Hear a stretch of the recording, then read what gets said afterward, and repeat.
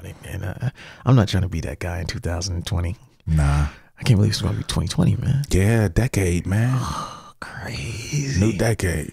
I wonder what Busta Rhymes think about this 2020 thing. Because in 99, he was just like... Oh, he was on it. You could not tell him in 99 that we was still going to be here today. Right. I know he happy to be alive, man. I know. I said... You know what I'm saying? There's only 4 years left. Right, 96, Right. 95. He was like, yo, it's over. It's a wrap. It's done. When disaster strikes.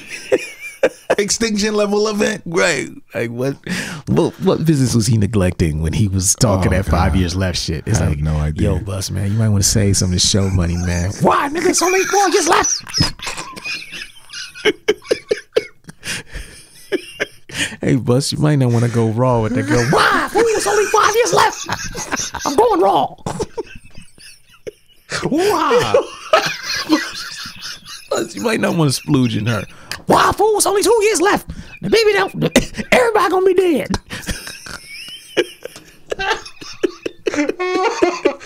Oh man.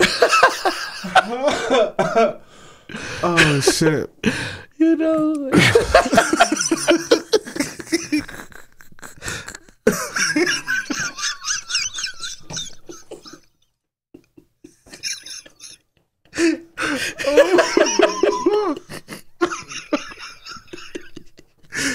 Oh goodness. Oh man.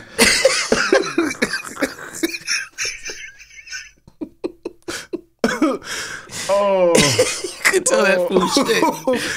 oh goodness. Oh man. Oh, that's so great.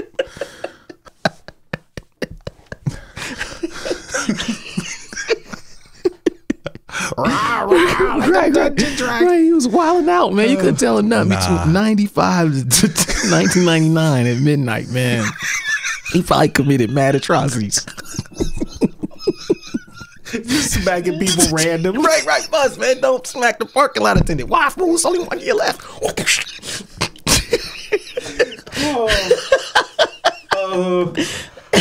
Oh goodness. He was doing everything, man. I would have loved to hang out with him during that time. Could you imagine? It would have been great. Oh god. And then the clock strikes midnight at 2000, right. Just to see his face, like, oh, I'm sick. I'm gonna have to apologize to some people.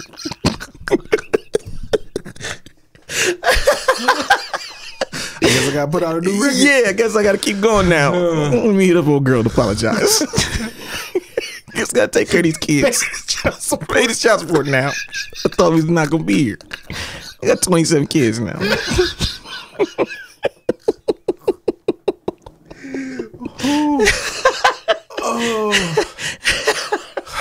Oh shoot. Okay. Oh man.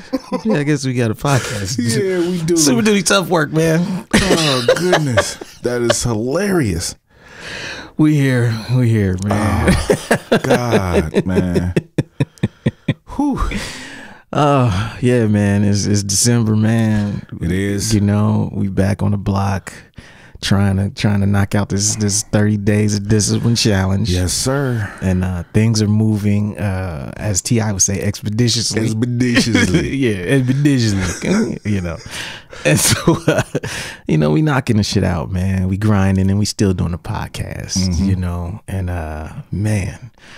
All right, Today, we talking about, this is a hip hop week. And we're going to talk about the best rappers with the worst production. Man, this is something that people have this conversation all the time, but I don't know if they ever really just like make the list. Yeah.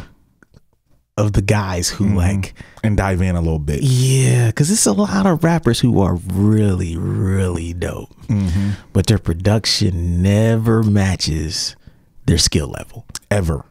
Yeah. You never listen to a record of theirs and be like, word? And the only time that they get on something that does match their skill level, it's a feature. Yeah. You know what I'm saying? And even then, sometimes they still on a whack beat. Yeah. So, you never look to them for production anymore. Right. And so this episode is about those guys, the guys who are great rappers and their production is not so great. And we'll take a break and we'll be right back. All right. We got you stuck off the realness, the most infamous, you heard of us. Official podcast murderers, the show comes equipped with viewpoints to share. Grown man ideas for all those who care and wanna grow, so go ahead and download. Every single week with a brand new episode. You're not alone in this world, cousin, so we share information and honest discussion and keep repping the culture like we supposed to. They spread gossip, but they never come close to. I can hear it inside their tone. They talk about the industry but never left their home. You get laced up with bullet points and such, plus empowering topics that they never would touch. You can put your whole network against the team, but Super Duty Tough Work's the MVP. Most valuable podcast on MP3. Priceless info, but all of it's free. So take these words home and think them through. Super Duty Tough Work is coming at you. You are now listening to Super Duty Tough Work with your host, Blueprint. Raw and uncut. Adult conversations. No shucking, no jiving, and no bullshit.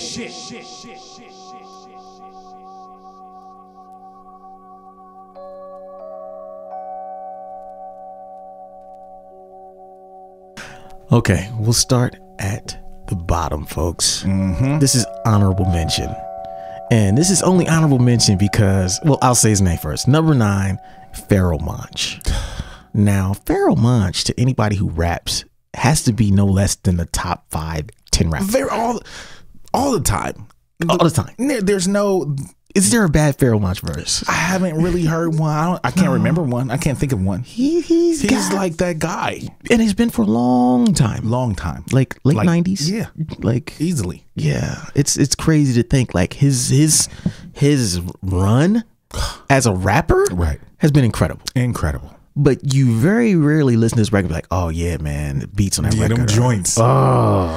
They don't really reach his level of rapping. You never go to a Pharoahe Monch record for the beats. Hell no. Like you're not, and the thing is, you listen to a Pharoahe Monch record and you don't care about the beats because the rapping is so good. That's a fact. You know what I'm saying? Like the beats are just good. Like, yeah, they're good enough. All you need is a drum and a bass line to let him rap. You know what I'm saying? Like, you don't really need nothing crazy. Just give him some drums and a bass line and let him do what he do. Yeah.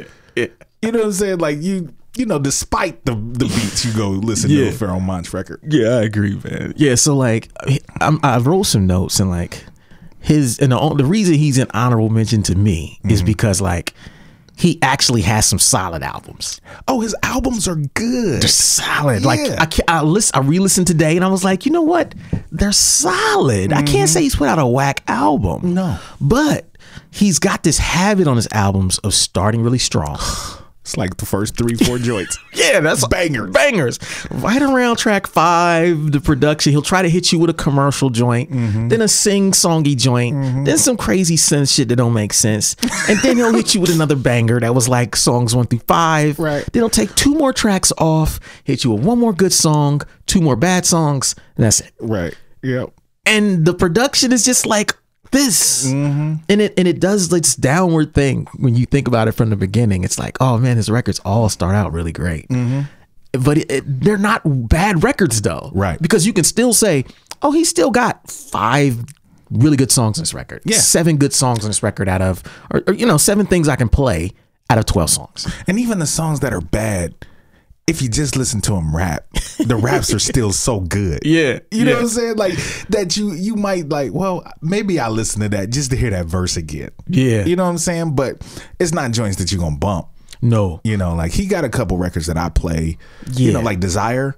Yeah, Desire. There's this 2006 album. Like that record is the epitome of what I talked about. Because it's like, it starts off really solid. But the problem is that every beat is either an A or F. And for him, it's like, man, all of this amazing rhyming you're doing right now, can you just swap out 3 or 4 of them beats? But something just... But the thing is with him, I think that it's not that the beat is an A. Yeah. It's just compared to the Fs. It sound like an A. We grading him on the curve is what you said. Yeah, man, because if he had some Just Blaze production on there, them A's would be C's. That's true. That's you know true. what I'm saying? That's very true. Like, that's let's very be real. Yeah, that's a fact. That's a fact. Let's be real. Yeah, he ain't got nothing on that level. Nah. He ain't got no like true bangers. Like he makes really good songs. Yes. He's a good writer. Yeah. And he's a great rapper. Yeah, he doesn't have those beats where you're like, anybody would sound great on this. Exactly. Like, exactly. It doesn't you don't matter. have those. Yeah, where some guys got those beats where you're like, look, you could have put the worst rapper on this and it would sound dope. Exactly. You know, he doesn't have those. No, he does not. He doesn't. But you know, I have noticed that he's been getting better. Oh yeah. Like his last 2-3 records, he's been more consistent. He's been fixing that problem with the end of his albums. And it's just overall more consistent, which is good. He's still not there when you consider like how incredibly dope he is at rapping. I think he tries too hard to make concept records.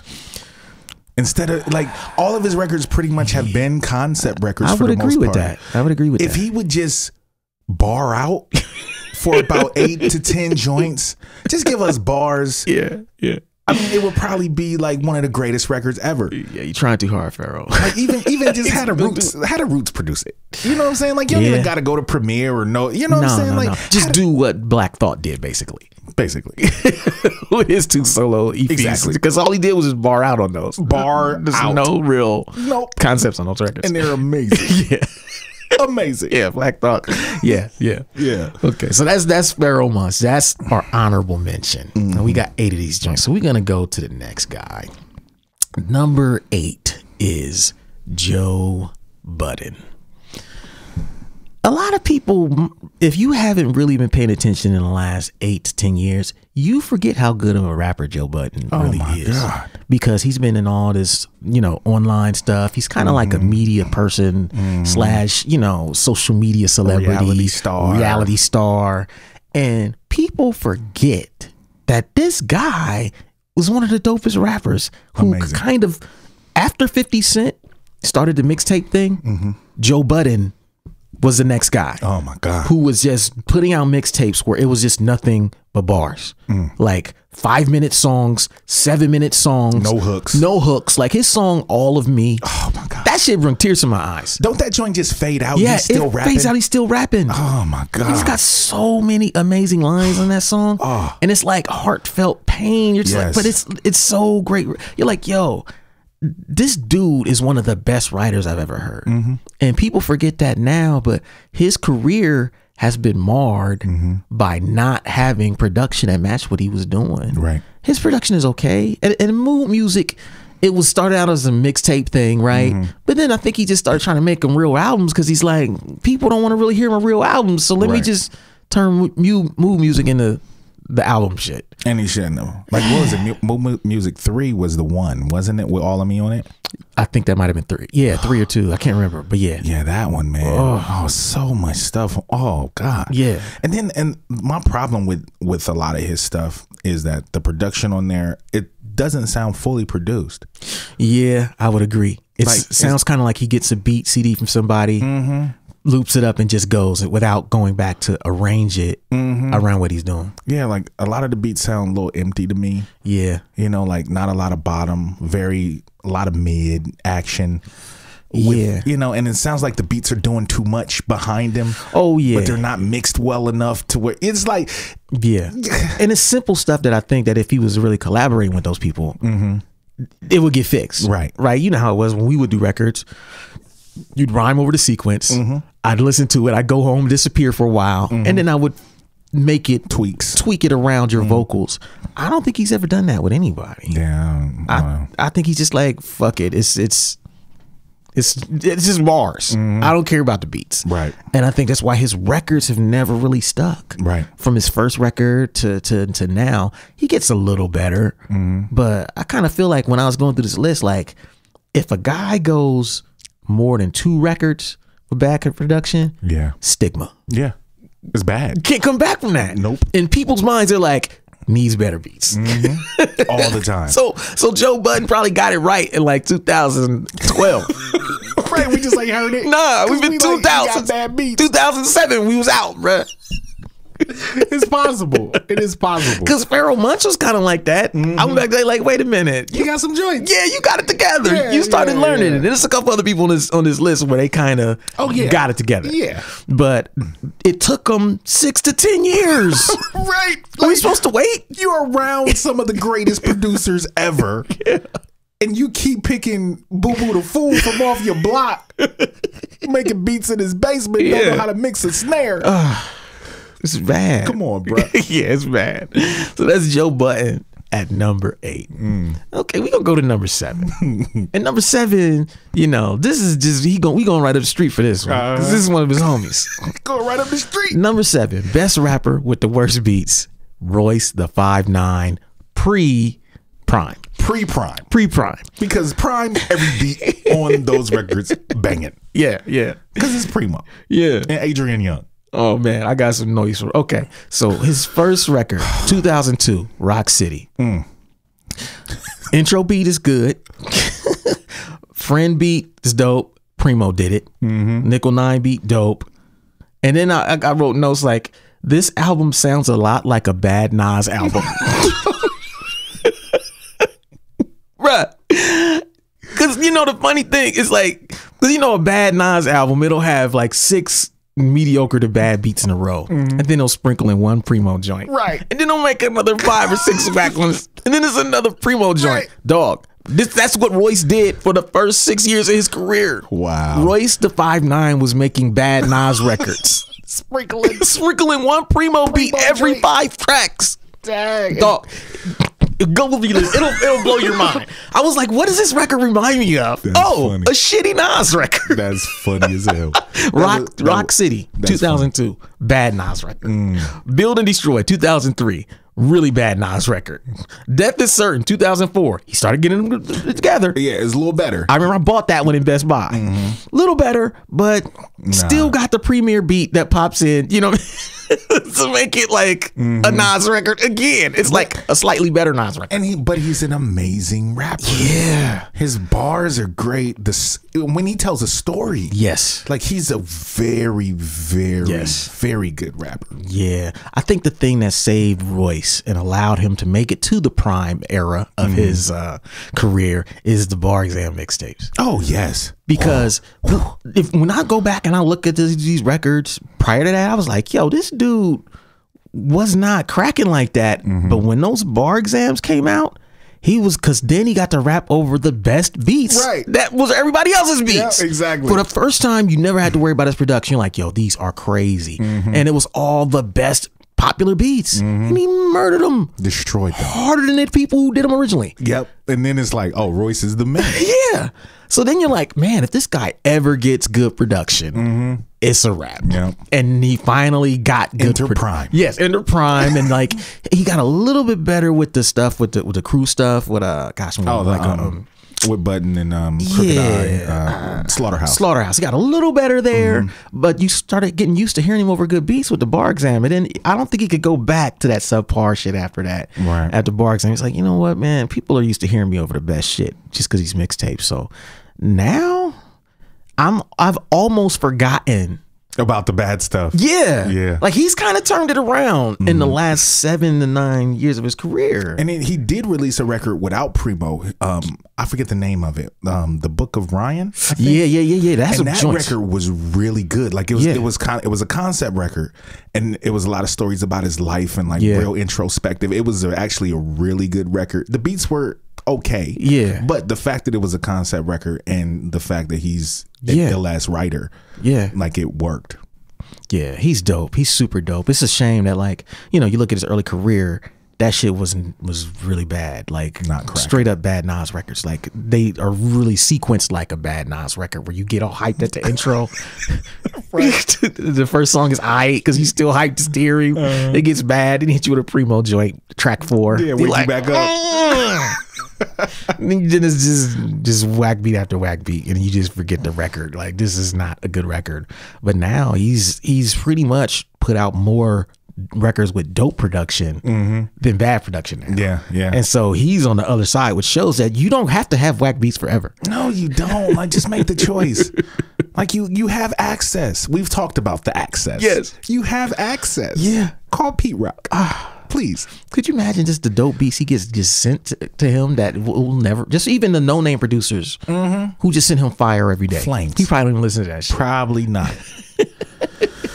Oh, man. So yeah, that's a Royce to 5'9", man. We'll take a break and we'll be right back. Yeah. What up, everybody? Blueprint here to let you guys know that all 3 of my books are finally back in stock. That means right here, What a Night. This book is back in stock. It's $10. This is a book about the worst shows of my career. That's 10. Word is Blog Volume 1 is back in stock. That's $10. And also The Making of Adventures in Counterculture. This book is about my Adventures in Counterculture album. If you have the album, you love the album, you should have a book too. That's $10. All 3 of these books are back in stock for $10 each, or you can get all 3 of them for just $25 right now on waitlist.net. That's all I got today. Thanks for your support. Peace.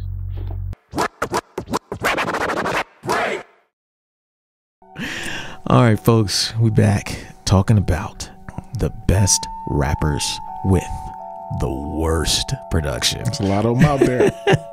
There's a lot of them You know, out we there. got some names left. You know, we ain't said them. I know you know we probably gonna get to them if you sitting at home listening. And so we are now on number 6, working our way up. Number 6 is Lupe Fiasco.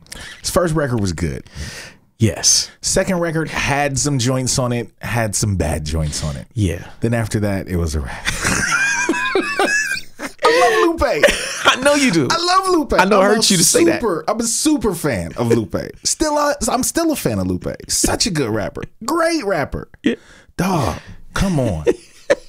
It's true though. Come on. Because you know, I went back and re-listened today, and my notes pretty much say the same thing. That his first record, it's way better than I remembered it being. Right. It's some good songs on there. When it first came out, I was like, yeah, it's cool. I think I probably wasn't necessarily into him as a rapper then. But I went back and just listened to Strictly Production today, and it's got some dope beats on it. And it's by far his best record. Exactly. The second record, so that's 2006. 2007, The Cool came out, and that record just sounds like, after the 4th track, it's not a good record. And it has a couple songs. It has a couple good songs on it. Couple good songs on it. But it sounds like some of the beats don't sound finished. No. You know what I'm saying? Like, it's, I don't know. And it was supposed to be a concept. What is it about the concept records that puts people in these positions where they feel like they can't pick dope beats? Because they don't understand how to make a concept. It's like, yo, just because you have a concept you're writing about don't mean you got to rap over some bullshit to execute it. Like, you can rap over a really dope beat that's about something too. They don't have to be like, well, let me pick this beat so that I can shine. Right. And so make, they can listen to the lyrics. Yeah, so they can make sure they understand what's going on. That's bullshit. Nah, man. Yeah, like, so this is 2007. Album Coolest is dope. Superstar is cool. Paris Tokyo, solid. Starts out solid and takes a nosedive 4 tracks into it. Production, the last 2/3 of the album is pretty bad. Lasers. We've talked about this one on the podcast. One he ain't even like. He didn't even like this one, and I know why. Because every song sounds like him and Coldplay. Like, they try to make like every song sounds like a Lupe Coldplay collaboration. With some fake like indie rock drums and the guitars and synths. It's very, very, very formulaic, and it's like it has no cohesion to it. Right. But yeah, like you're saying, so then, and that was 2011. He comes back in 2015. I'm thinking he's gonna be rocking. Okay, Tetsu on the Youth. First beat, crazy. Blur My Hands beat, really dope. Little Death beat's dope. Chopper's dope. That's about it. That's it. The last half of 2/3, like you're saying, super conceptual stuff is not good. Very forgettable production, and So think about it.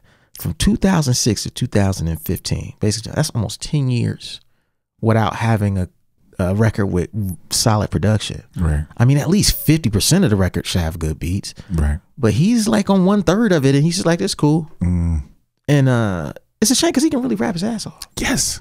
He's one of the best. He's another one of those writers. Yes. That just comes up with dope concepts. Yes. Lyrically amazing. Word flips, patterns, all of that stuff. Yep. Schemes. Yes. He's crazy with it. It gives you everything. Yeah. Except production. Except picking good beats. Yeah, it's true. Motherfucker can't pick a beat to save his life. Come on, bro. And you know what the funny part is? It's like he picks generic shit. Right. Because I'm like, it's not that the beat just is whack. Like, not only does it not fit you, it's generic as fuck.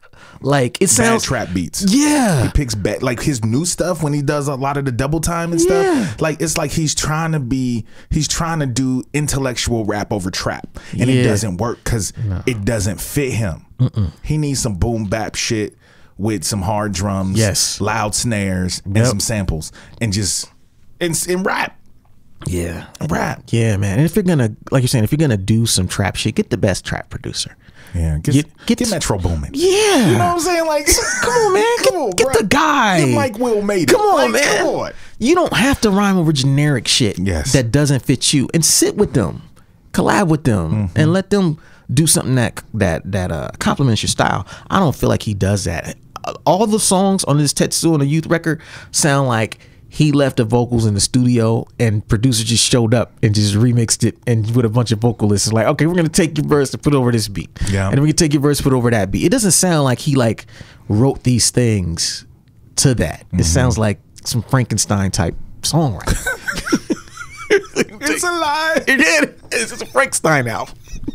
Take the arm from over there. Take your eyeball. Take this motherfucker's torso. We got a record. Lupe album. Right. Done. Coming soon. Well, yeah, that's Lupe. That's number 6. Okay, number 5. This one almost goes without saying, but we got to get into number 5. Number 5 is, hold on, Canibus.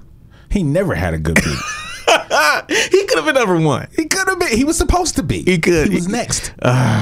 Ain't never had a good beat. Even second round knockout wasn't a good beat. It was alright. It was alright because of the nature of the song. Because we wanted to hear the lyrics so bad. But like you said, that's not some shit you would play next to no real fire. No. And be like, oh, okay, anybody would sound dope over that. No, hell no. I remember hearing that instrumental like maybe like 5 years ago or something. Like, this is not tight. Like, I was hearing it like, this is not dope.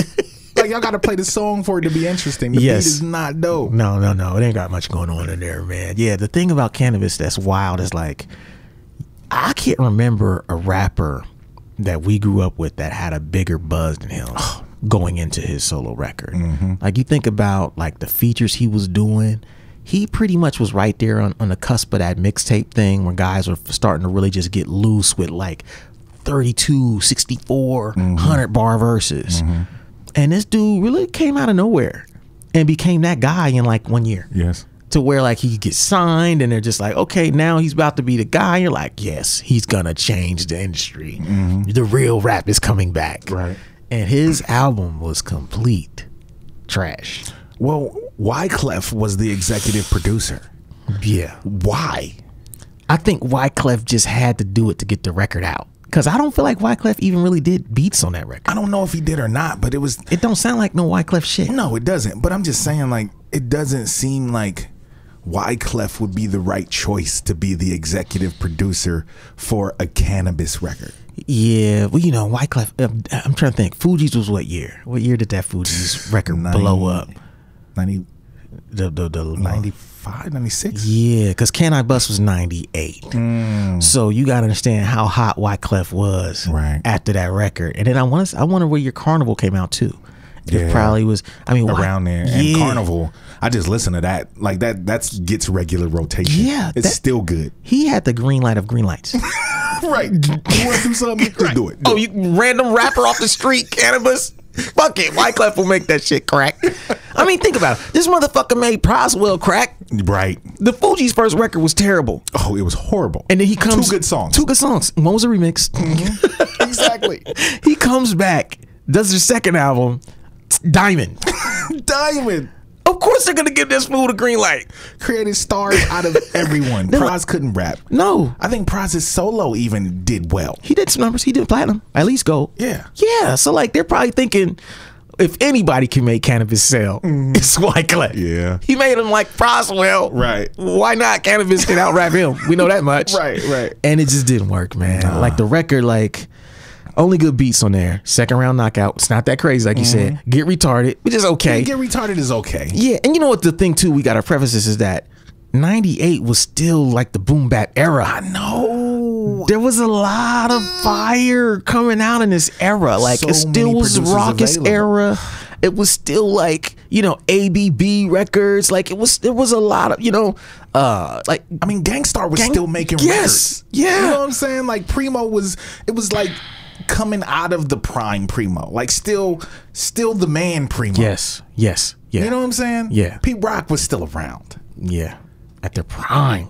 Tribe. I mean, the Uma. Like, come on. Anybody. Come on, bro. Get Daylight to produce your record. Yeah, I only got count like 1, 2, 3, 4. There's 4 solid beats. The rest are bad. And, you know, the thing that he dropped another record 2 years later. And it was just as bad. Just it as- was actually probably worse. This dude had a song on there called I'll Bust 'Em, You Punish 'Em. The funny thing about Canibus, though, he's got a two-headed problem, because his number one problem is that he picks bad beats. His number two problem is that he writes corny songs. Corny. His concept songs are so bad. Corny. Just rap, dude. Just do some, you know, I'm better than you are. I'll crush your head. You know, like that's all he need to do. His concepts, they're so weird. It so was like, bad. So bad. but think, what would have happened if he would have got great production on that record? He would have blew. Think of what Group Home did at that time, a few years prior. Right, and Group Home was rappers. Like, think but of they what had that production. J. Rue the Damage. You mean to tell me that if you put Canibus over that J. Rue production, he wouldn't still be considered one of the tightest rappers ever? He'd have a classic. Yes. You take those rhymes and you put them over Group Home. It's a rap. It's a rap. But this motherfucker couldn't even get one underground banger. No. He don't have no joints that we play out. The closest he got is Second Round Knockout. And Yeah. that shit, it's worn out. Because it was timely. That's the main reason people like it. Like a diss song is so different. It's hard to judge it in the context of somebody's career because Right. everybody was checking. Same thing for like Ether. Is the beat dope for Ether? No. But is it a classic diss song? Hell yeah. See? Yeah, he goes in on Jay on that shit. Right. So it's like, it's hard to judge those songs. They get graded on a curve. But when Yeah. you look back and you just, if you were to take Second Round Knockout off this album, Oh, God. man, it wouldn't have hit its mark at all. People was like, oh man, it's one of the worst produced albums ever. Yes. And you know, that's pretty bad. Yeah. But that's Canibus, and Canibus is number 5. Now let's go to number 4. Okay. Number 4, Cappadonna. See, I've never heard a Cappadonna album. What? You never heard The Village? No. You know, you actually lucky, because I was gonna say, how could you not? And I'm like, no, it wasn't fire. It was awful. I never heard any solo Cappadonna albums because I never liked him by himself. I heard songs. I never liked full Cappadonna songs. I liked him in the company of Ghostface and Raekwon. Yeah. Never liked him by himself, so I never checked for it. Think about this dude. Classic verses, Winter Wars by Ghostface from the Iron Man album, 1996.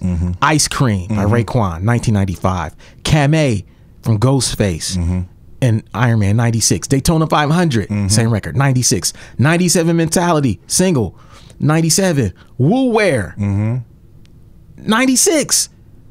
This dude was set up. His record came out in 98.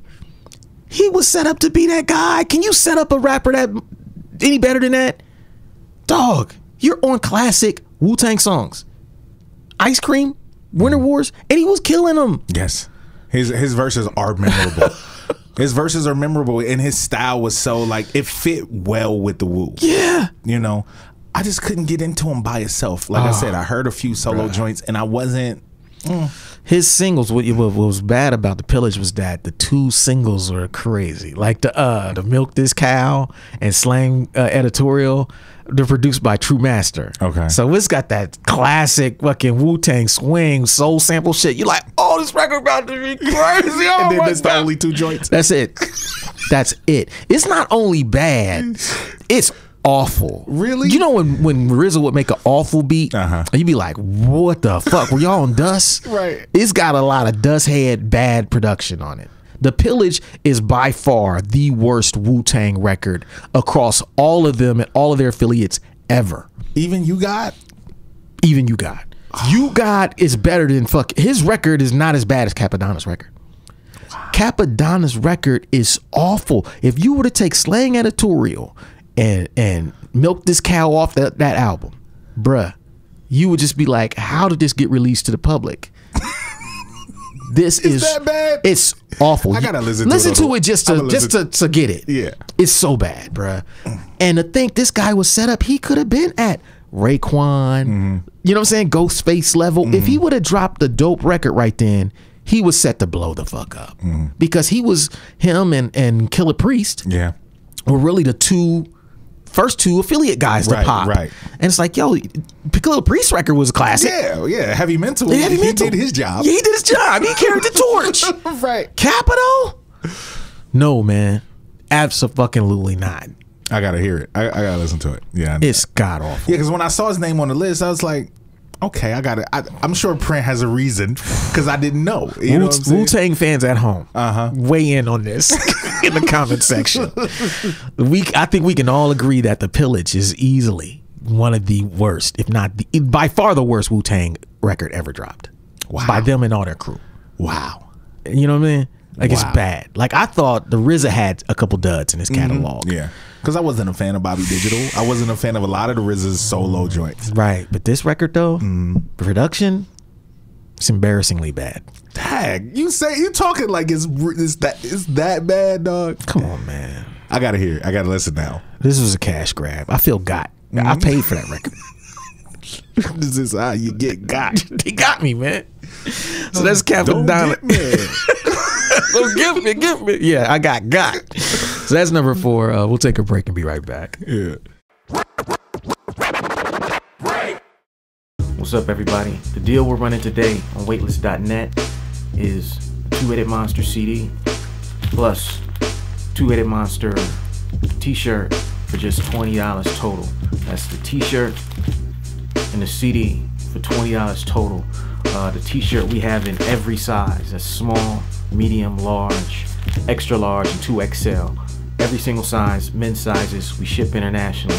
So you can get the CD and the t-shirt, or I should say CD and the t-shirt for just $20 on waitlist.net. Go there right now and support the movement. Thank you. Peace.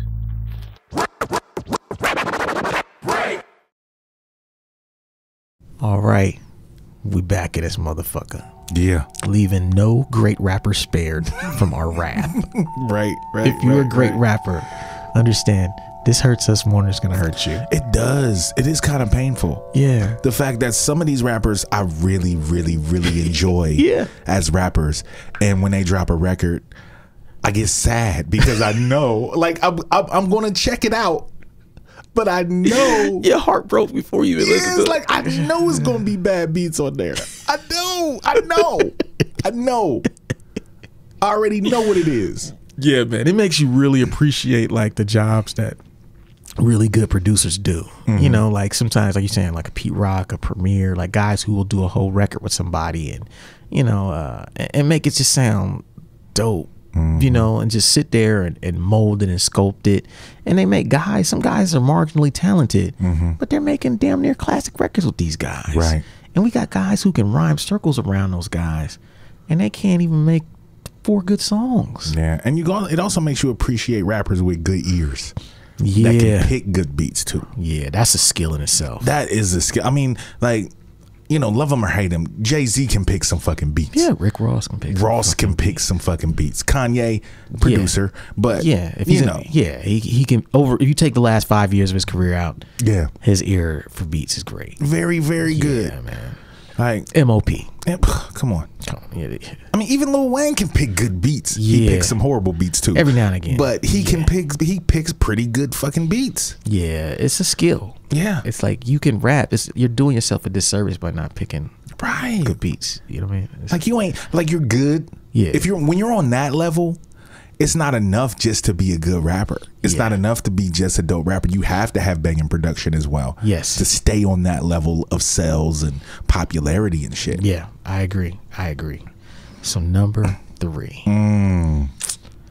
Ras Kass. Now this so disappointing. What some people may not know. We're old enough to know this. Yes. That at one point in time, there was probably a year-long period where Ras Kass's name was mentioned as the West Coast Nas. Yep. Prior to Soul on Ice coming out, he was the man. If you were online talking hip hop, Ras Kass versus Nas debates were an everyday thing. I remember this. I was like, "Who's this Ras Kass guy?" I would not have heard of him. Had people on the West Coast, and I'd be like, "He's about to beat it. That's Nas. Ras Kass is better. Wait till y'all hear Soul on Ice." Everywhere you went, you were like, who is this Ras Kass guy? And he had some features that made you say, okay, he might do something. But when this record came out, Soul on Ice came out. What year did Soul on Ice come out? Let's talk about Ras Kass. It came out in 1996. To be honest, it only got like 4 good beats on it.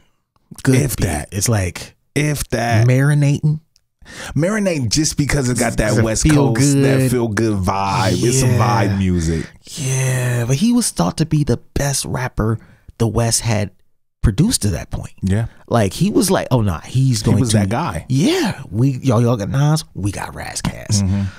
Marinate was okay, Drama was cool, Evil That Men Do, Miami Life, Soul on Ice title track. Now, none of those are like bangers like we're talking about. In the context of this album, they're solid. They're not whack, but that's only like 5 tracks out of like 12. And overall, I would give the production out of 10. Well, I say a letter grade. I'd give it a C-D. Oh yeah, easily. You know, at the most a C. Yeah, like C is being nice. Yeah, I'm being kind because he still wrote some good songs. Exactly, he's a great writer, great rapper. Yeah, because even like Nature of a Threat is not like a great beat. Oh no, it's not. It's not. It's pretty sparse. But it's just so he kills so hard on it. It's like you could not have written a better song. Right, you let that one pass. Yeah, it's like fuck the beat. Yeah, on this one you got it, Ras Kass. You know.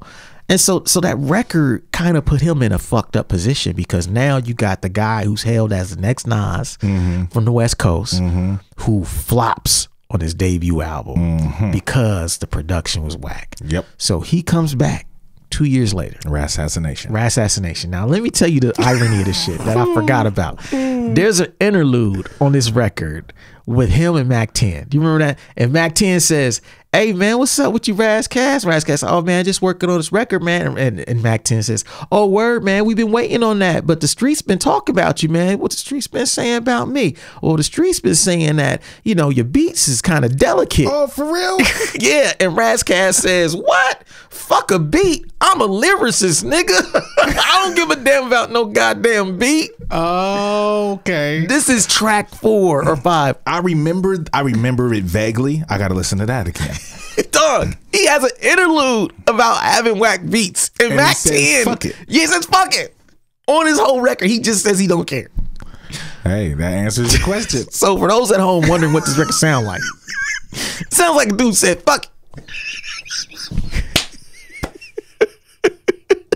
I'm a lyricist. You know where he stands. But in all seriousness, no. It's better than the first one technically. Yes. The problem with this record is that the production don't fit him. Nope. It's cleaner production. Yeah. The production is much better. The songs are not. No. Because he's got the Ghetto Fabulous single, which was produced by Dr. Dre, featuring Mac 10. You know what I'm saying? And featuring Dr. Dre rhyming too. So it's like, because he flopped, I think he was on Interscope back then. I think they were connected to, you know, Death Row and all that shit. So they probably were like, "Yo, Dre, save this guy's career. Yeah, give us a West Coast sounding record." And that thing was cool, but the rest of the record it really doesn't hit its mark because the production just does not match what he does. Yeah, and the song Ras Assassination wasn't too bad. Yes, you know, that was a title track. Yeah, that was solid, man. But yeah, like, it's just, he's got a song at the end called The End, featuring and produced by the RZA. That's got a good beat. But at the end, it's just like, yo, man, you know, you just, if you don't do an interlude admitting that you don't care about your production, yeah, then it's a wrap. Like, we already know what it is. Like, why are we even having this conversation? Like, we already know. You took it there, you man. Already know. You already told us. You let us know. Track 4. How many tracks is left on the album after that? Right. About 8. A lot. You already let us know, like, this is not about the banging your speakers, but I can rap. He said, yeah, man. He said, I had to write this shit down. Said, yeah, we heard you was on that old hip hop shit and your beats was gonna be delicate. And Ras Kass said, beats? Delicate? So that's what makes Ras Kass now? The beats? Man, fuck a beat. Then proceeds to rap over some hot garbage West Coast beat. Yeah. You know, sampling Zap, of course. That everyone else has already rapped to. But yeah, so that was 2000, and this Ras Kass made me see something too, that like the guys who don't get it, it take them a while to get it together. So like Ras Kass, you know, naturally he does 96 doesn't do well. 98 he goes for all these collaborations, tries to make this West Coast record in the height of when the West Coast was really cracking, and he couldn't even crack then either. So now he's between a rock and a hard place, gets dropped, disappears for a while, you know, comes back and with a mixtape, you know, and a mixtape was just finally, you know, rhyming over decent beats because a lot of it was other people's beats. And even then, it wasn't that good. It sounded like a lot of fake Cash Money Records beats at the time. No one wanted to hear that from Ras Kass. So I'm looking at his it took until 2013 before he had a record with good production. I haven't even heard it. It's called Barmageddon. Nope. A terrible named album, which I'm not mad at anybody who skipped it because of the title alone. I don't even remember that record. Came out 2013. That record is solid. Is it? I don't know about the rhymes. Okay. I just judge it on production. Okay. The production is far superior to anything he released prior to that. Interesting. So it took him almost 10 years, kind of like the Royce thing, where we're like, it took you almost 10 years before you really started hearing. How does that happen? How does that? I don't know. Like, I don't get it. Like, what do these cats grow up listening to where I'm a lyricist? So what? So am I. But I do my best to not pick whack beats. I might pick some weird shit. Yeah. You know what I'm saying? But I try my best. Like, I know what a good beat sound like. Pretty much. You know what I mean? I know what a good beat sound like. And if it ain't hitting me, then I'm not fucking with it. I don't understand. At least you admitting that it matters. Right, it matters. If you can't even say that production matters, I don't trust you to pick a good beat. Man, because honestly, I want to be able to listen to my songs. Yeah, that's important. Yeah. You know what I'm saying? First and if foremost. I'm rapping over whack beats, I can't go back and listen to that. Even if the rhymes are dope. Like, after a while, it's like, okay, I know the verse by heart. If I want to hear the rhymes, then I could just repeat the rhymes to myself. Yeah, I don't get that. Yeah, man. Yeah, Ras Kass. The interlude is worth listening to again. It's so funny. Because it's like, wow, this is foreshadowing. Hey, he knew what he was up against. He knew what he was doing. Yeah, man. So, number 2. We get into the nitty gritty. Everybody should know these last 2. Y'all know the last 2. Y'all know the last 2. But we gonna say them anyway. Yeah. Number 2, Eminem. Never. The gap between his skill and his production. Oh God, it's Grand Canyon size. Well, mainly because he does a lot of his own, right? And he's never really been that good. No, he's okay. He's okay. He's been okay, just okay. Yeah. He's got a weird, quirky production style too. Sometimes when he does those real quirky styles, it's like, what the fuck is this? Like, it's real bouncy. Yeah, kind of circus like. Yeah, and it's one of those things where it's almost the opposite. Like we talked about, like he doesn't have a beat. That the only beat, Lose Yourself, is the only beat he's got that anybody would sound dope. Oh yeah, that beat is dope. You, me, my mama, your mama, all of them would make a classic song over that beat. Yes. Like you cannot fuck that song up. But you look at like the majority of his catalog, it doesn't have that. Even his singles don't have that. They sound like things that only he can make sound decent, but never things where you're just like, oh wow, before he even rhymes, you're like, what the fuck is this? Making a stink face. Yeah. You don't make the stink face when his shit comes on. You just like, never.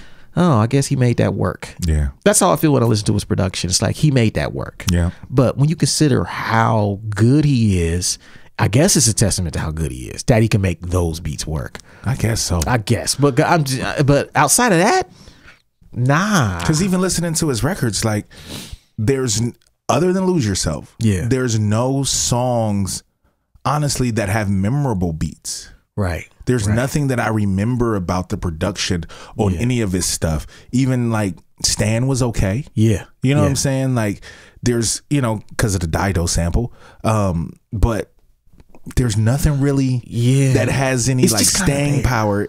But you remember like songs because of his rhymes. Right. And what he was talking about and how crazy the shit he was saying was. You don't remember the beats. No. You know what I'm saying? You don't remember the beats. Like, I think about Exhibit A. Yes. I think the beat. Yes. And then I think. Yes. Because before he even rhymes. Oh, that beat drops. It's like, ooh. He about to do something. Where is this going? Right. Yeah. And Exhibit A, a perfect example of a beat that no one could fuck up. Right. But you put an exceptional rapper on it. Classic joint. Classic. Fuck it. Grand Slam. Grand Slam. It's like, you can't fuck that up. And so anybody could have made a dope song to Exhibit A beat, but only that cat could write that level of classic to it. But yeah, he doesn't have anything like that in his catalog. And it's, you know, I know we've talked shit about Eminem on here before, so I ain't gonna go too deep, you know what I'm saying, with the jokes. I just think that he's gotta be near the top. He's not number one. There's someone even worse than him. And we're gonna get to number one now too. Number one is so depressing. So the number one best rapper with the worst production is Nas. Uchiwali, man. My favorite rapper though. Why you gotta have a worse production? Why you gotta do that to us? Can I be a fan? One record with every joint banging. Right. The first. You know, as much as I hate to admit that Jay-Z was right with the ones out of every you know what I mean? Like, he really is like that. That is it. Look, Illmatic 94. A+ production. It was written 96. I gave it a solid B on the production. Yeah. It just keeps declining. Every record, it just gets worse and worse and worse. On I Am 99. Only good beats in that motherfucker are New York State of Mind, Nas is Like, and Undying Love. Last song on the record. This is where I start talking about Royce kept making this record, his first 5 records of his career. Nas is Like, Primo joint. Right. Tracks 2, track 7, and track 14. Primo joint. Yep. Yo, Royce is basically Nas, man. Without the resurrection, you know what I'm saying? Without figuring it out. Right. Okay, so that's 99. So I didn't even realize that he dropped 2 records in 99. Did he? Nostradamus. Because I guess because of bootlegging shit. I didn't know Nostradamus came out in 99. Yep, and I Am came out in 99. Now, as bad as I Am is, Nostradamus was worse. Nostradamus was so much worse, man. So much worse. Only good beats. Project Window, Come Get Me, Primo produced. That's it. But the rest is. Did you? I read an article about that record actually because of the bootlegging shit. Nostradamus was actually supposed to be a concept record. It was supposed to be a double disc. Okay. Where it was a story about Nas like growing up. It was like supposed to be about his life. Yeah. And the end of the first disc, he dies. Yeah. And the beginning of the second disc is like his afterlife. And he's like, it was supposed to be like this huge like concept record, but a lot of it got leaked. Yeah. And then they reworked the record, took away the whole concept, got mad, you know, other joints that sprinkled in. So it feels really not put together. The beats are bad. It sounds like he's trying to do some commercial shit. Yeah. Like, this shit sounds like a bad Tupac record. Oh God. like Royce's bad records sound like bad Nas's records. Nas's bad records sound like bad Tupac records. Yeah, because Tupac picked some bad beats too. Yes. He just wasn't that good of a rapper, so he can't be on this list. Right. So like that was 99. 2001, Stillmatic. This is only he kind of started caring. And that was only because that beef. If it wasn't for like, you know what I'm saying, ether and got yourself a gun. Yeah. This record wouldn't have been good either. This dude basically took from 96 until 2002 with not having a good record produced. And really, he was saved by the lost tapes. Yeah. Because when Jay-Z dissing him was the best thing to happen for him. Hell yeah, because it lit a fire under his Yeah, ass. he was like, man, I can't keep rapping these whack beats. Right. Jay is right. Right. He told me my catalog. Yeah. So Lost Tapes came out in 2002. Godson came out later in 2002. And that's when he finally started getting good beats again. Yeah. Now, ever since then, well, his last record, not the Kanye one, but the one before that, The Good Life. I know what you're talking about. I think that's what it was called. That record was actually pretty good. Yeah, he probably had about the beat selection was way better. On that way record. better. But he dropped the ball on the one with Kanye. Yeah, that production is just like you got Kanye. You got Kanye, but Kanye was also on some. It just don't fit him. It's too slow. Yeah. It just don't. So just think about like. Nas is definitely the number one guy on this list because like no one else on this list has argued really about being like the GOAT, right? Constantly, like how can you be the GOAT and you can't pick a beat? You can't pick a beat to save your fucking life. Like, I'm wondering. It had to be MC Search in the room, when they was putting together Illmatic. He was young enough to where Search probably was just like. Primo, give me your best. Pete, give me your best. Yeah. Tip, give me your best. Yep. Large Pro, Easy Up. Like all those dudes came through. I feel like they did that together because it definitely wasn't him. Like, and also you gotta understand that record from what I hear of, he had a lot of those rhymes before. He didn't sit there and write a lot of those rhymes to those beats. So he was writing the whole time, and then they had demo versions of them, and they made it better over time. But I think that because they were just like, okay, you got some rhymes. Let's just match these with the best beats. We're just gonna remix this to some fire, right? And that's how we got over on that one. But he's never had producers that dope since that record.